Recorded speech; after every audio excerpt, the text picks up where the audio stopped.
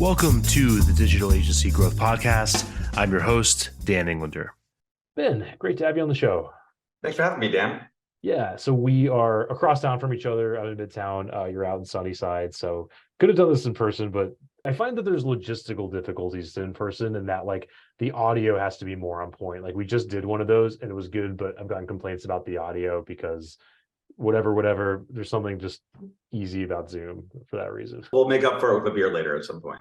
Yeah, I hope so. So you have a really interesting background kind of coming from the agency space and then focused on simplifying messaging, which I think is a really great topic. I also like the way that you're sort of practicing what you preach with the design of the book. It's called Simply Put and everything like that. Before we get into that, and this is kind of a big question, can you talk a little bit about your background and how you got to this point? Yeah, absolutely. So I ran a marketing agency here in Queens, in Long Island City, for about 10 years. It was called Digital Natives Group. Started that basically right out of college, right? So I was, an old professor came up to us as we were graduating and said, "Hey, I run a marketing agency. We need some help with digital. Maybe we can figure something out." And so his office was up in Westchester. We set up shop in their basement. We slapped their logo on the wall. Did that for about a year, and we realized we were a bunch of knuckleheads that didn't know what we were doing. But they had Fortune 500 clients, and we were trying to work our way up, right? And so we worked with the local ice cream shop and the local camera shop and a real estate guy. And so bit by bit, we start to do a little bit more stuff. And then flash forward a few years, we got an office in Long Island City where forthcoming LIC blew up. We start hiring employees. We got a bigger office. We got more employees. And then eventually we ended up working with the NFL and I Love New York and the Nature Conservancy and a bunch of cool brands. Sold that business about a year and a half ago. And it was a really fun journey, but it felt like a little bit of time to move on to something else. And the book, which comes out in October, is part of that something else. And it's also tied into kind of why part of the reason why we sold it was personal. Was saying, hey, it's time to do something else. Part of it was saying the entire industry is changing in a way that is harder to do things the same way we did them in the past decade.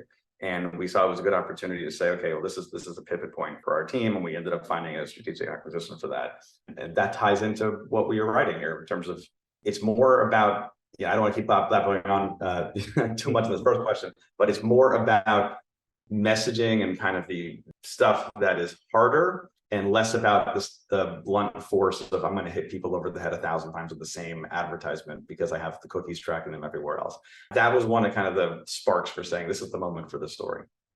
Yeah, I think the thing to do is let's circle back to that. I really want to dig into how the industry is changing and what kind of inspired the book and also the decision to sell. One thing I like to do is we probably don't have the time to go through the whole 10-year journey because that's a long one, but what were those stages like? You could think about, it sounds like maybe you started the agency around 2010, 2011, if I have the math right there.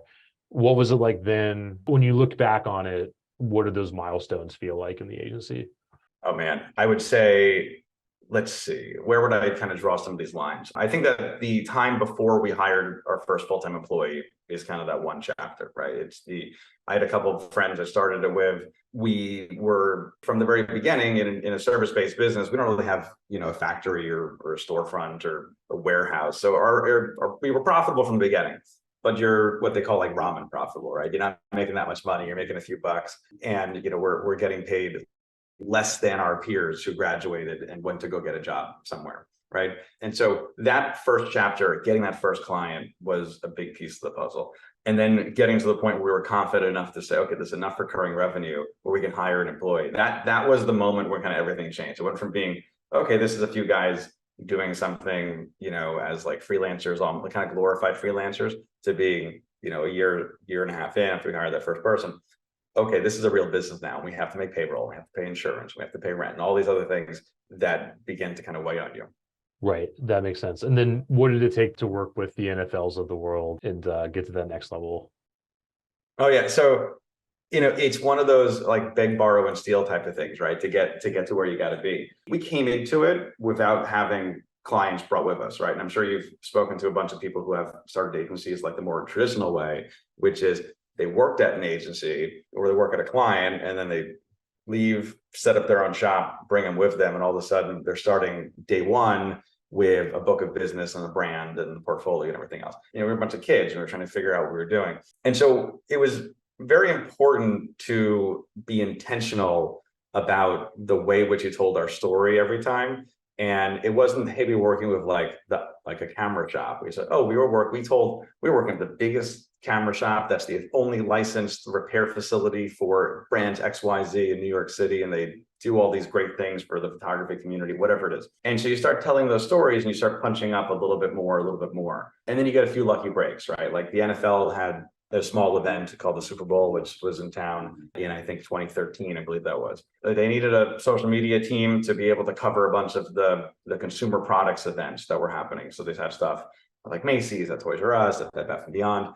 It's funny, that's been 10 years now and half of those companies are out of business. But we were doing all these different activations and we had to kind of manage the NFL style brand through that. So that was like that first foot in the door. We knew somebody that had an urgent need for something which we could provide.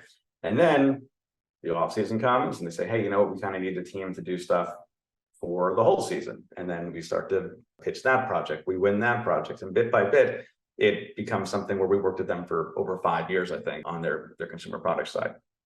Yeah, that makes sense. So to zoom forward a little bit, would you mind kind of setting the table for where you're at when you decided to sell? Like if you don't have to get into revenues if you don't want to, but that or headcount and like, what did the agency kind of look like when you made that decision?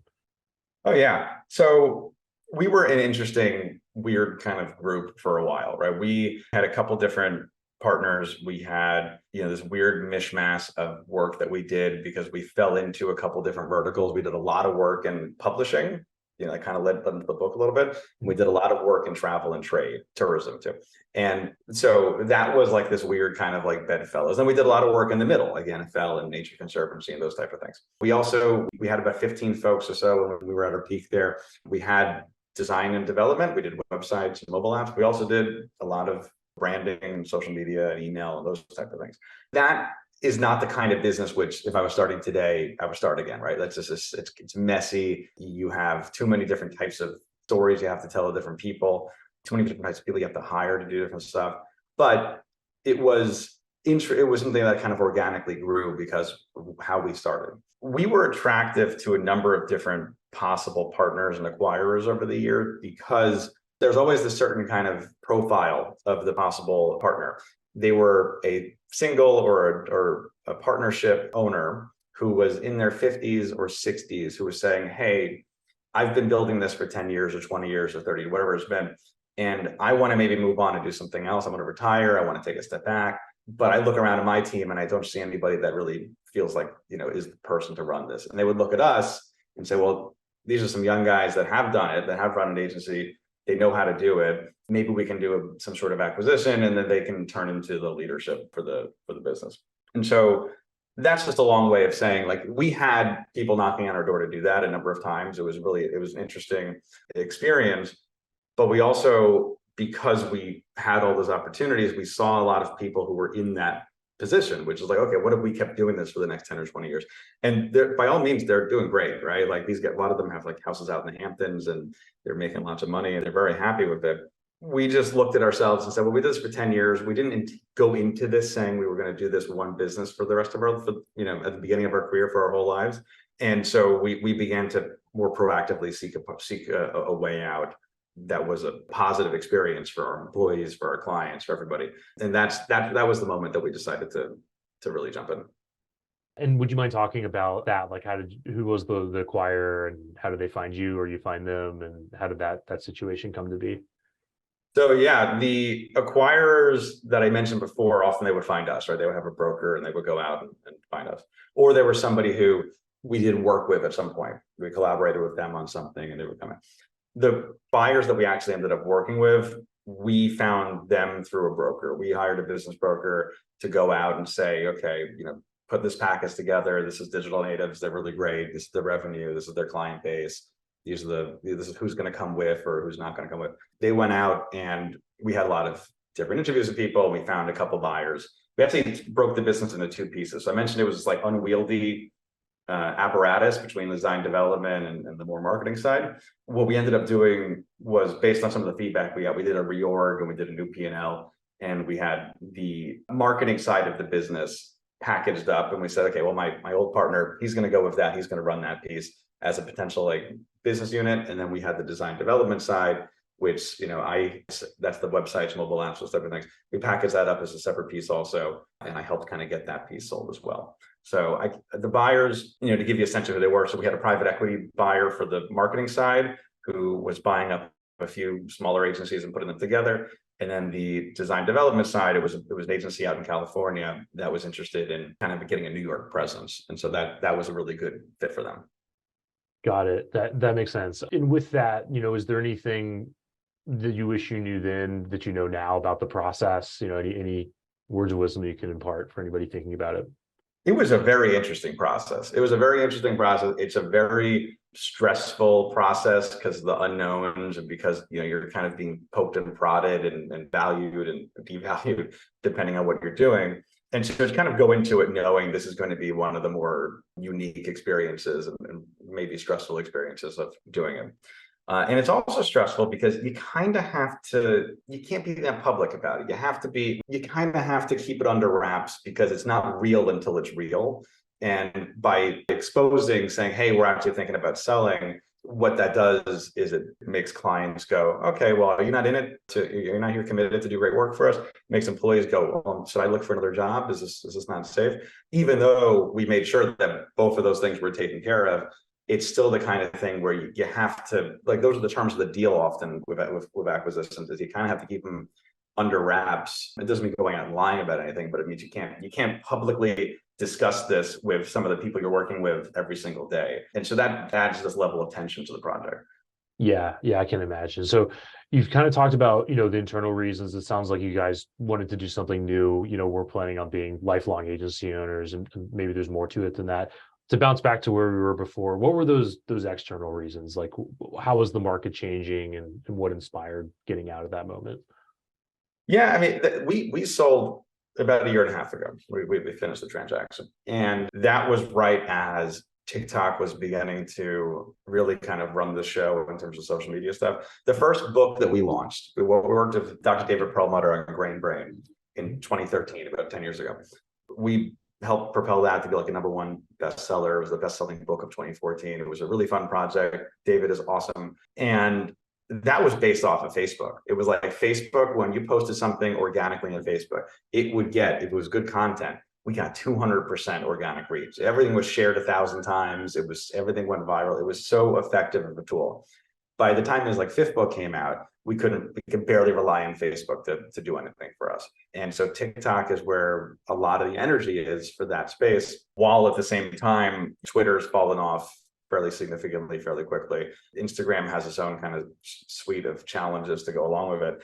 But we looked at it and said, well, if you want to be really successful in doing, especially social media side of things, you need to have a lot more video content, and it's really hard to do that content the way that we were working with clients.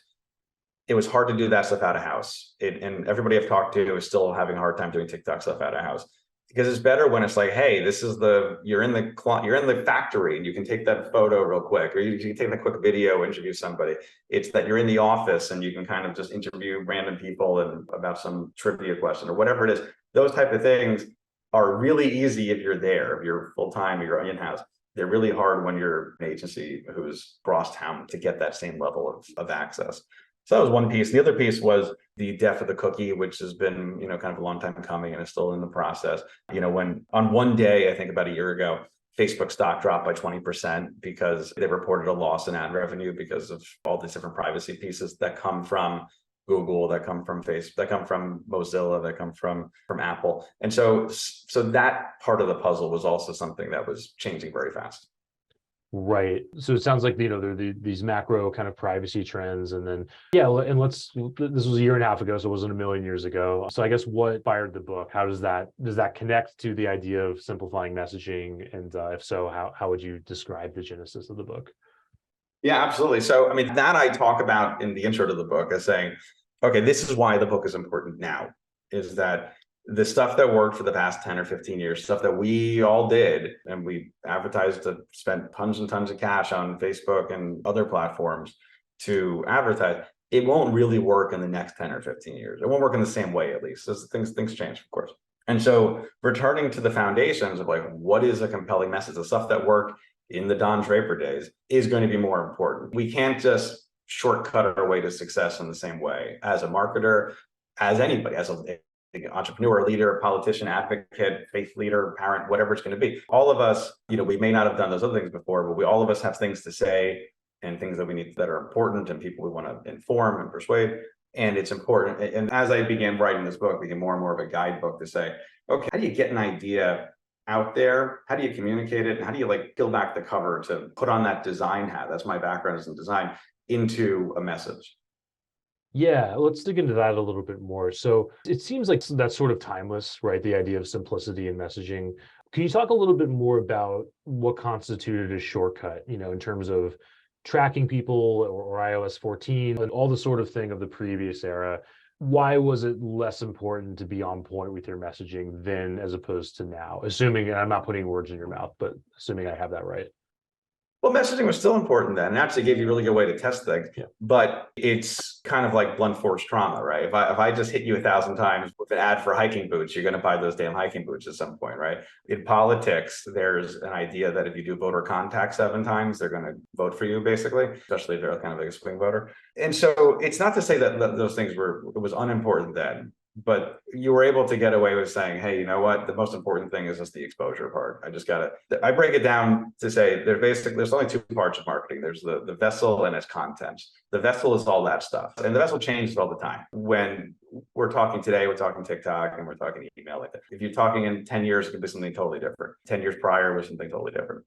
The content that's baked into what are our fundamental needs as people, right? Like it's baked into our psychology, and those things don't change as much. So I think it's more durable, it's more lasting for us to really kind of build up that skill than it is just kind of chasing where can we get the cheapest impression for today. Yeah, that makes a lot of sense. So I guess one thing that you talk about in the intro to the book is the trend towards complexity, about how it's much easier and much more natural to complicate ideas, as I'm doing with this overwrought question right now. So I guess with that, why does that happen? Like what do you think goes into all the junk accumulating? And it could be in an agency context or it could be in any marketing context. Yeah, so there's some interesting research about it. We have basically a complexity bias. We are predisposed to add in any problem where you have an option to add, remove, change, our predisposition is to add. And there's lots of reasons for it, which when you look at it, you say, okay, well, adding is safe. Adding is, there's evidence of your work. If you're in a corporate environment and you need to prove to your boss that you contributed something, being able to say, hey, look, I put that page on the website. Hey, I put that slide in the deck. All those things give you evidence that you contributed to something. And it's a good place to hide. It's a good place to say, I have more details. I have more stuff. I have more slides, pages, longer commercial. I put all those disclaimers in, whatever it is. All those things are places to hide. But there was some research done there's an author, Leidy Klotz, who wrote a book called Subtract, he does a great job of explaining his research there, where I'll summarize it and I'll probably mess up a couple of the details. But basically, the foundational study was they took this sculpture of Legos and it was unbalanced. And they have the research subject change the sculpture so that it was balanced. And what everybody did they didn't say anything, they just changed the sculpture to make this balanced. Now, the sculpture was designed in a way where if you were to remove 1 block, it'd be balanced. But if you added 3 blocks, it'd be balanced. It needed more to add to get it to the goal than it did to subtract. Almost everybody added. Almost every single person went, and by default, if they were just said, change the sculpture, they added to it. And then they did the same type of thing with saying, like, here's a vacation itinerary. How would you make it better? And it was this like really complicated itinerary to go like visit Washington, D.C., see all the museums. What everybody did was they added, right? And meanwhile, what most people would enjoy probably is like, hey, let's not visit 8 museums in one day, right? Like they would subtract. And the only way that was completely foolproof to get people to avoid the additive bias or to tamp it down was to tell people that subtracting was an option. It was the availability bias. All you had to do was to say, hey, you can add or subtract. If you just said that, all of a sudden the scales even out a lot more by somebody saying, oh, subtracting is an option. And they remove that one Lego or they remove the item from that itinerary, and it makes it a more effective end result. Yeah, there's so much to dig into there. It reminds me of Peter Thiel, love him or hate him, has this idea of like, maximum condensation, minimum destruction, right? Where it's, and I think that a lot of the times, at least I know in my head, if I'm simplifying, there's some part of me that's like, well, this isn't completely true now that you've simplified it, because there's this edge case over here, there's this other exception over there. And the question is like, are you, how much do you shut up that voice, or how much is that voice valid and actually cutting against the truth of your statement? How do you deal with that? Oh man, yeah, that's the whole book, right? Yeah. So that reminds me, there's a piece in there where I basically, there's some parts of this book that are very what I've talked about. It's the science behind this and that. That's like the first half of the book. Second half of the book, there's a lot more kind of like, okay, here's what you do about it. And one of the very tactical pieces I have in there that kind of relates to that is you can ban the word help. People don't want things that help them. People want things that do, right? So I don't want the toothpaste that helps make my teeth whiter. I want the toothpaste that does make my teeth whiter. When you look at that, when you kind of strip those words out, who's going to be mad? It's going to be the edge cases, right? It's going to be the people that are protecting you against that. It's going to be the lawyers and the compliance officer, and they're going to have an issue with that type of stuff. But when you're communicating, if you can just remove that kind of wishy-washiness, you're going to be a lot more effective in what you ultimately want to get across. Right, that makes sense. And I think with that, to color this in a little bit more, I know there's a 5-part framework to how you come up with this simplicity. And would you mind taking us through that, time permitting? Yeah, for sure. And so I joke about this in the forward, which is to say, it's a 208-page book, I believe, by the time the printer finally gets done with it. And it's about having simple messages. I obviously didn't really take my own advice in that, right? Like if you want the one sentence that you don't have to buy the book, is like, yeah, keep your messages simple to be more effective. But I mentioned design before, and that's right there in the subtitle, because design is about solving problems, right? It's a business function. It's not really an art function. It's related, but it's not. It's about solving problems. It's about arranging things in the world to get there. It's about dealing with constraints. And so I wanted to figure out what are the principles behind something that is simple. And when I looked into the research, looked into the history, we basically found 5 different principles to act upon for this. And so the first one is beneficial. So these are messages that prioritize the receiver, features and benefits. We all kind of know that as marketers, like going back to freshman year, right? The second one is focused. This is the chase 2 rabbits, catch none type of situation. You don't want to say multiple things. You can really only say one thing at a time. Only be one priority, only one thing can be first. Third one is salient. Salient is when things stand out. They stick up, they're in contrast to the background. You have to zig when people zag in order for that to be noticed.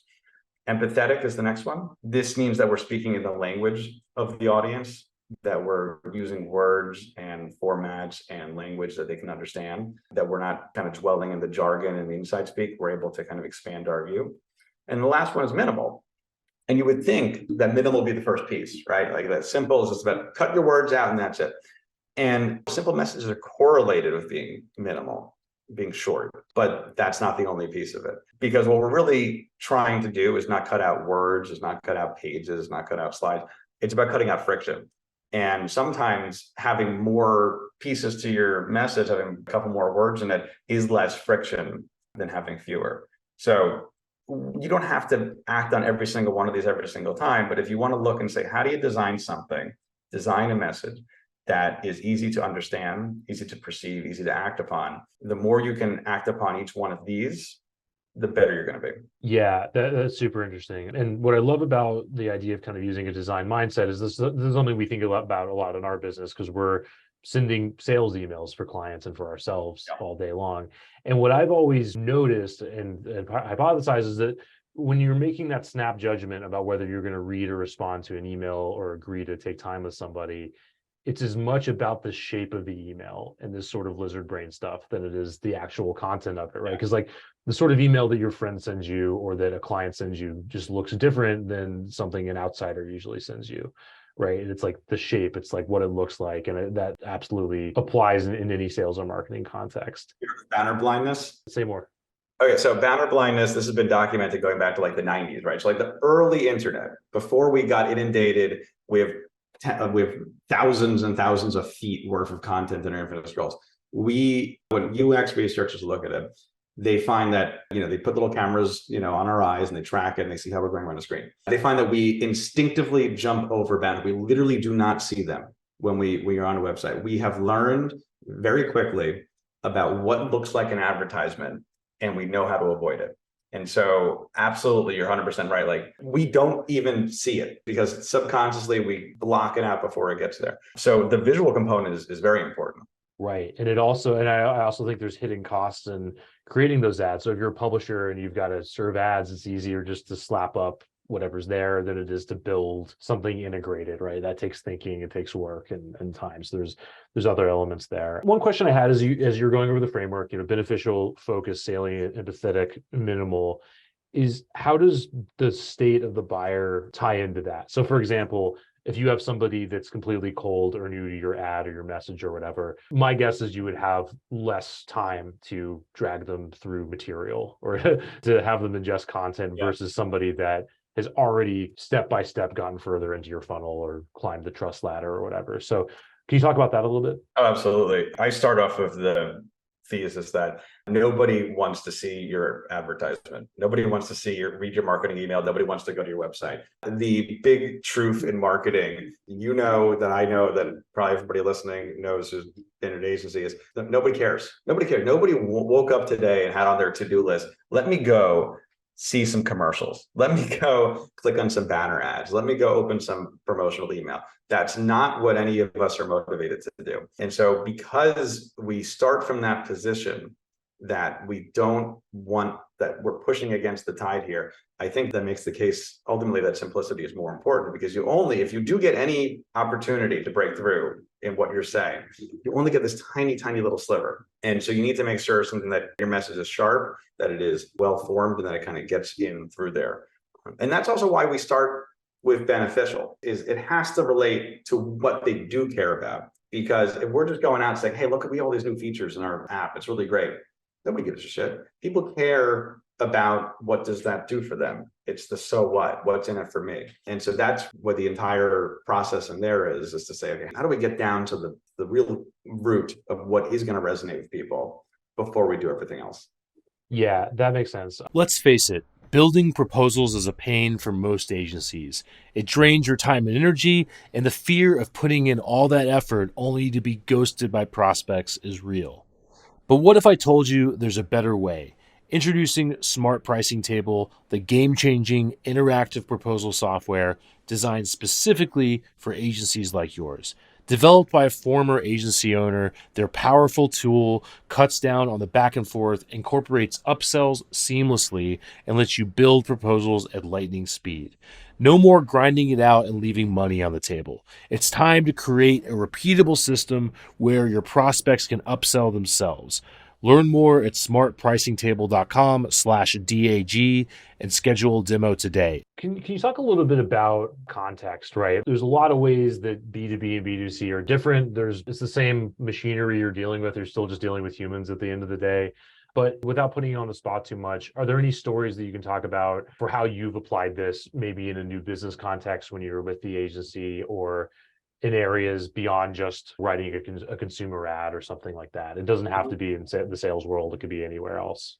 Yeah, that reminded me of a project. It was a small project we did, but it still ends up being one of my favorite things. There's a power plant in New York City, and they provide about 25% or so of the electricity used by New Yorkers. And during Sandy, when the lights were out here, they provided like 50% of all the power for that was still online. This power plant was being sold to juggle between owners for about a decade. It was owned by one company, it was owned by this other company out of Canada, this and that, whatever it was. It was the same power plant. It was the same employees, the same people that were really proud about the work that they were doing.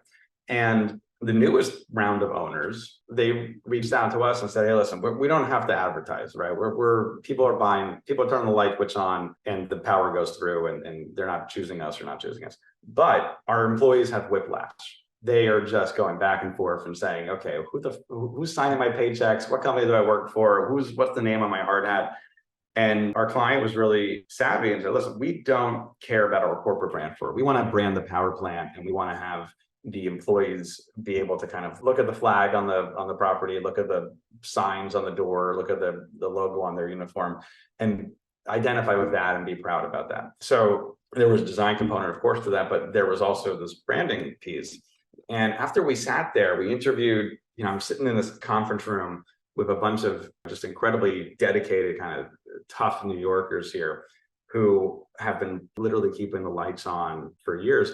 And I'm just asking them kind of, what makes you get up in the morning? What are the misconceptions here? What are you proud about? What do you do? And I kept on getting this one sense. And so I jotted this down in my notebook. We went back, debated it, and we ended up giving them a tagline for themselves, which is making New York happen. And that's what they did. That was the reason why they got up every day, was to say, we're here to make New York happen. We're here so that when you turn the lights on, you don't have to worry about it. Everybody else that makes New York so great, the teachers and the doctors and the chefs and everybody else, they can do that. We do our job so they can do their job. And so we wrote this little manifesto for them that followed through that. And that ended up being one of the most satisfying projects to work at. Nobody saw it besides the few hundred people that worked in that power plant. But it was something that really still resonates with me. Yeah, and to put you on the spot more, do you remember any of the previous clay that you had to shave off, right? The failed contenders and the overcomplications and anything like that? It could be with that, or it could be with something else. I probably have to go dig it out somewhere and see what else it was, but that's a good question. I probably should. It'd be fun. But everybody just gets in their own. They get in their own heads. They get in their own head. This is what happens. I told this story in the book, and it was something that it reminded me of. Was one time I was sitting down to dinner with a few friends, and one of them was working at a company that just had a ton of bad PR. Like, they had some product safety thing that was bad, and they were getting made fun of on the news shows and on social media. And so, of course, as soon as we sit down, somebody else asked, "So what's it like? What's going on?" And this friend starts to parrot, saying, "Well, it's unfortunate that this occurred, but however, da da da." And we all just started laughing, because you and I have never said in conversation with friends that it's unfortunate that. However, nobody, that's what you write in a press release. That's the kind of language that you see all over the place in those type of examples, but it's not how a human speaks. The better example, if you look at crisis management, and this is out of the UK, was, remember when KFC ran out of chicken? That was like a thing a few years ago. Vaguely. So they had some traffic accident, the distribution facility, whatever it was, 900 stores, I think half of them didn't have chicken. And, they're getting made fun of, they're getting roasted on social media for this, and losing money every single day. And what's the typical response that somebody would have to that? It's, here's a press release, here's a guy in a suit, up at some cameras, apologizing, explaining things. Nothing's really wrong with that, but that doesn't help. That doesn't do anything. What they did was they took out a full page ad in the newspaper with their bucket turned upside down and said FCK instead of saying KFC. So it said, fuck, we ran out of chicken. And then it goes on to say a chicken restaurant without chicken, it's not ideal, And that alone, that little cheeky, self-deprecating, like talking like a human response, turned the entire narrative of that from being something where it's this kind of big corporate meltdown to being, okay, these guys have a sense of humor. It's a good brand. I want to be a part of this. And so I love that example. Yeah, that makes sense. And how do you feel about the process of landing on these sort of wins, like making New York happen? Is this something that you think is best done solo? Is this a writer's room situation? Let's talk about that a little bit. Yeah. So talk about this one, talk about focus. I teach a marketing class at Baruch College here in New York. I've been teaching undergrads for about almost 10 years. This will be my 10th year starting in the fall. And I've had 1,000 students through my class, more than that. And every year I put them into different groups, and they have to work on a couple of different projects. And one of them is I give them a brand. They have to develop a pitch, a lot like what we're talking about, right? They give me a presentation, a proposal, for this brand that's having a problem. They always come back in a mixed bag. Some of the students really great to knock it out of the park. Some of them will fall into what I call the Frankenstein idea, which is that they have 5 members in their group. There's no formalized structure for their agency, and they get together to brainstorm something, but nobody has creative authority on it. So what happens? Well, somebody shouts NFTs, somebody shouts drones, somebody shouts AI, somebody shouts, we're going to do influencers, and we're going to write 3 different hashtags on the board. And all these things go out there. And instead of somebody sitting there and saying, this one kind of sucks, this one's nice, but it doesn't really work, this is the one that really worked, what they do is they just take some tape out and they like wrap it all together and they throw it out there and they say, hey, here's everything. And when you look at Mary Shelley's Frankenstein, how they describe the monster is a lot of individually great parts. Right? It has like, beautiful black hair and shiny eyes and this and that. But when you put them together, it's worse than the composite pieces. There's this like gruesome, hideous creature.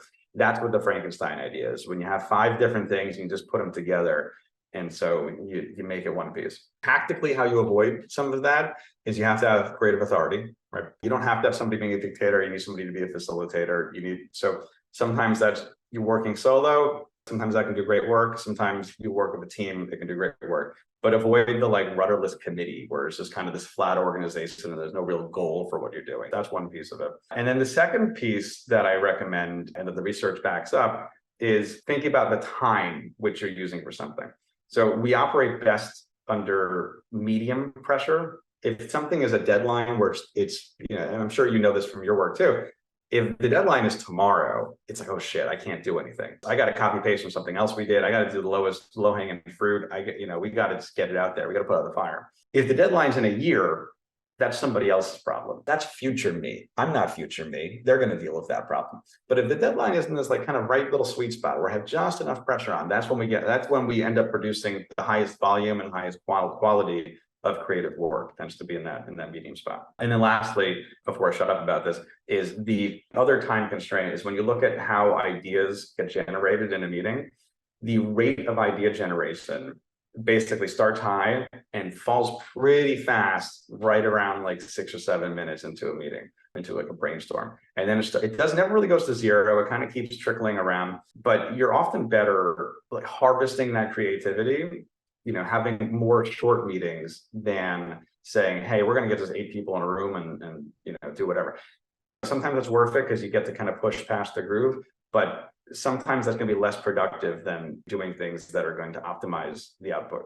Yeah, that makes sense. And I think one thing that we all have to contend with is the data, right? And like where my head goes when you talk about Frankenstein is thinking about copy, where it's like this thing, we got this open rate, this reply rate using this thing over here. We got this other high open rate using this thing over there. So let's combine the two. I guess it's kind of a tough question, but how do you square your past experience, the data you have with just the art of this, the gut feeling that you have about, I think this is going to work and let's go with it? Where does data kind of enter the picture?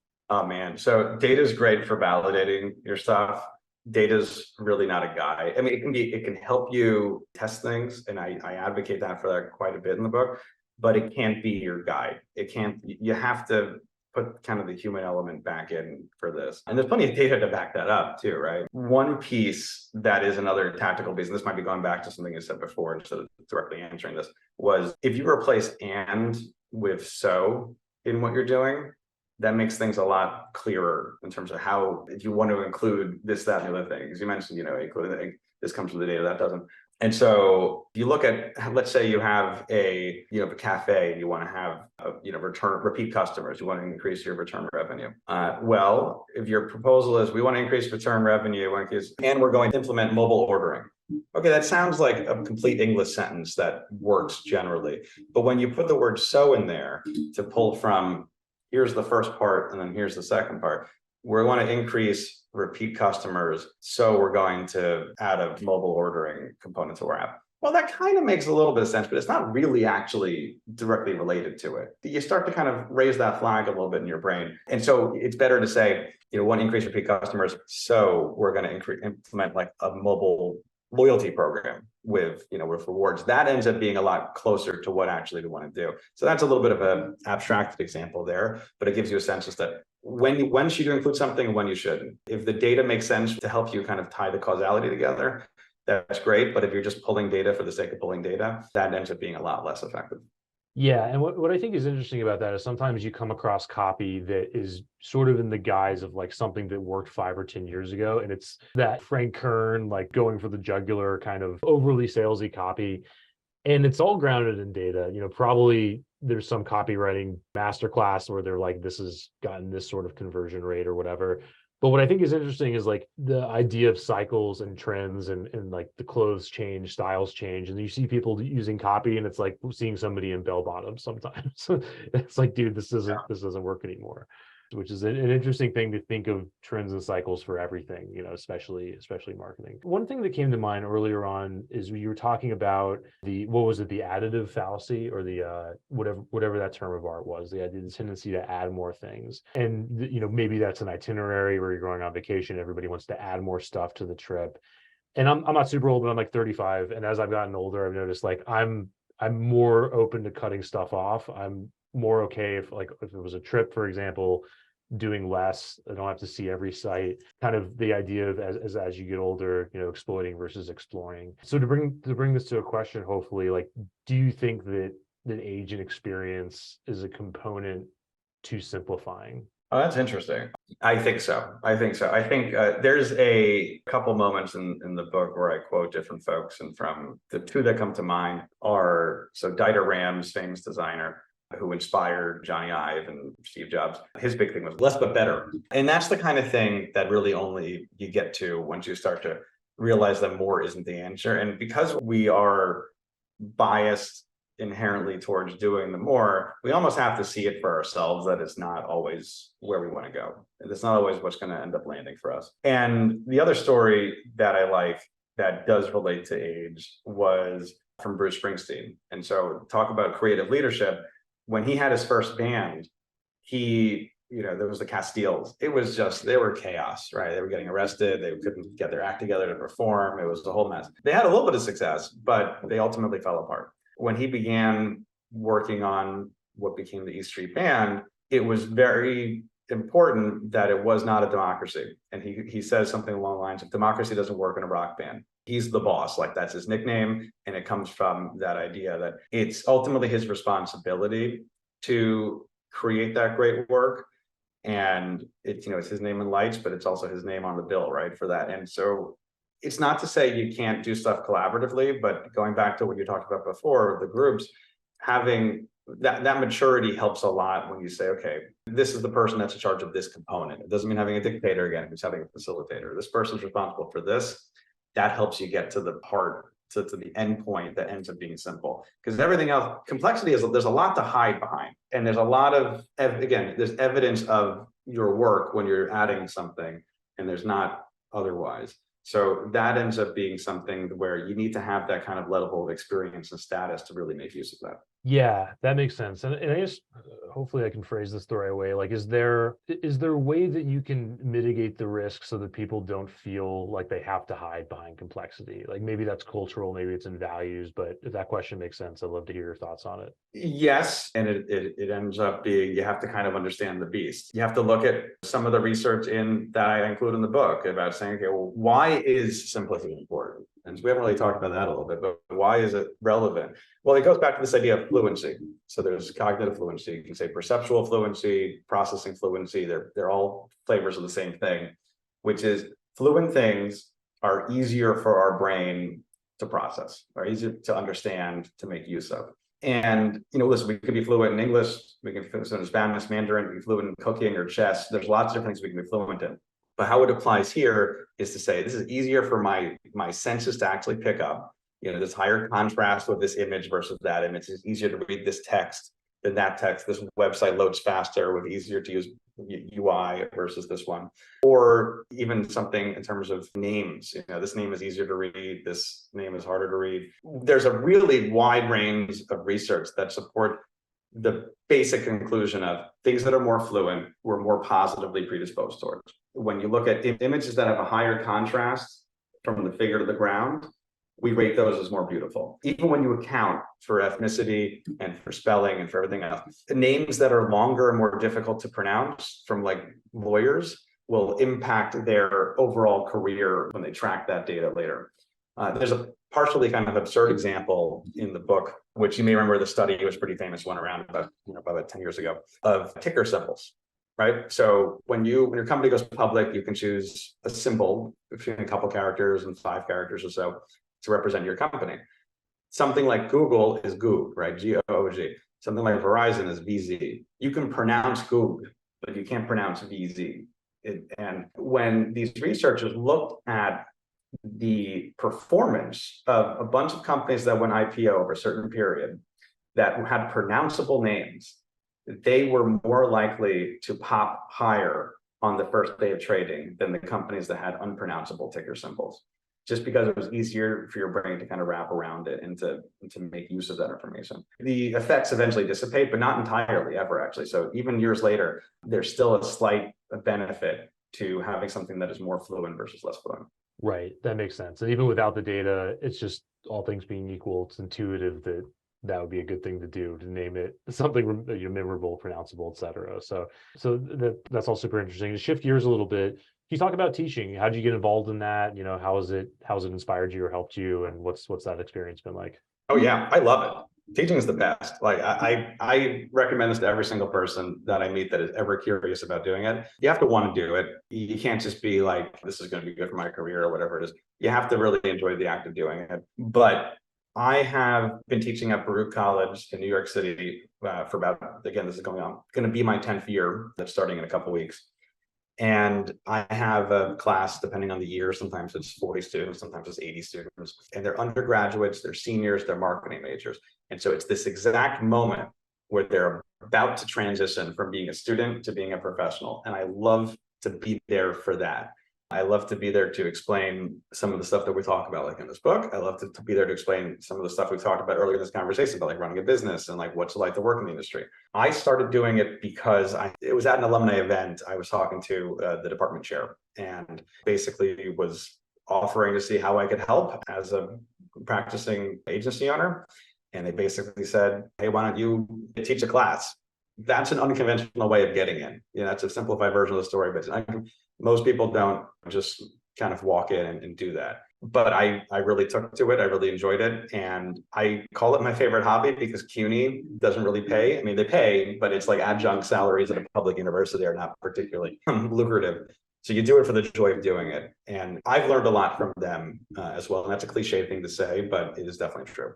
Yeah, that makes sense. And are there any interesting stories from that, like anything that you've broadened your horizons about or think about differently by having gone through the process of teaching? Like, has that informed the book and so on? Oh yeah, for sure. So the thing that I've learned the most about recently has been when I started teaching, I was in my 20s, and I was kind of in the same cohort as a lot of the students. And there was a lot of common ground between saying, hey, I used AOL Instant Messenger. You've used AOL Instant Messenger. So I had a MySpace. You had a MySpace. As time has gone on, and this is like one of those, you are very acutely aware of getting older and being replaced as the younger generation. I have been really grateful to have that connection constantly to a kind of my own little private focus group of like 21-year-olds. And I have begun to dedicate a class every semester now to just doing like a focus group. I send out a survey at the beginning. I ask them for a bunch of like, what social networks you're using, how much time do you use your phone? And I will then discuss that. We'll spend an hour in class talking about it and getting people's perspectives and their experience and their perceptions. And that's become something that I end up writing up a little report about that now every semester, because I was like, okay, this is really interesting stuff. The students enjoy reading the report. I enjoy sharing it with some folks. I have it on my website. You can take a look. And every semester there's something new. There's something different, about how much time they're using on something, what their perceptions of influencers are. And then that ends up being a really good guide actually for some of the later lessons we have in the class, because we're able to kind of jump into things that are more interesting to them. Yeah, that's interesting. And I know we're going a little bit long, so it's kind of like wrapping this up. One question related to that is, it seems like society kind of gets more and more age stratified, and I basically know very few, if any, Gen Zers, maybe like a cousin or two. So I guess maybe to zone it in on marketing, like what are the Gen Z, what are they interested in? Like, where do you see that talent going? Are they going into the agency world? How would you describe the talent coming out of these sorts of classes? Yeah, I would say if there's any trend that is kind of linear going, from 2014, whatever it was when I started till now, there were more people interested in going agency. There were more people going in client side, kind of the more traditional, what you would do. Now I feel like I see a lot more folks that are interested in, working at a startup. And this might just be the change of demographics kind of in my class as time goes on, or being like a creator. And nobody was a creator when I first started that as like a job. But I remember years ago walking down the street, and I heard a toddler talking to his parents. He says, when I grow up, I want to be a YouTuber. And that was probably about 10 years ago or so. And so that kid is probably not quite in my class yet, but it gives you a sense it's a really intriguing path for a lot of people, because you don't have to, not everybody has to be Mr. Beast or, Kim Kardashian. And in fact, a lot of them don't spend any time keeping up with the Kardashians. Because I do ask about that too. But a lot of them are saying, hey, you know what? I could be a fitness influencer. I could have a few thousand people that follow me, and that could be my job, right?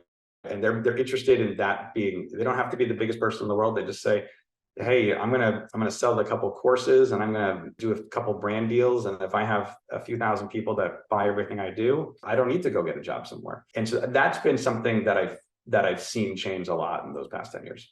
Yeah, that's interesting. I'll have to see where it goes. So Ben, this has been so much fun. Where can people go to check out the book and get their hands on it and so on? Yeah, likewise, Dan, this has been awesome. So the book comes out from Barrett Kohler Publishers on October 10th. It'll be available wherever books are sold.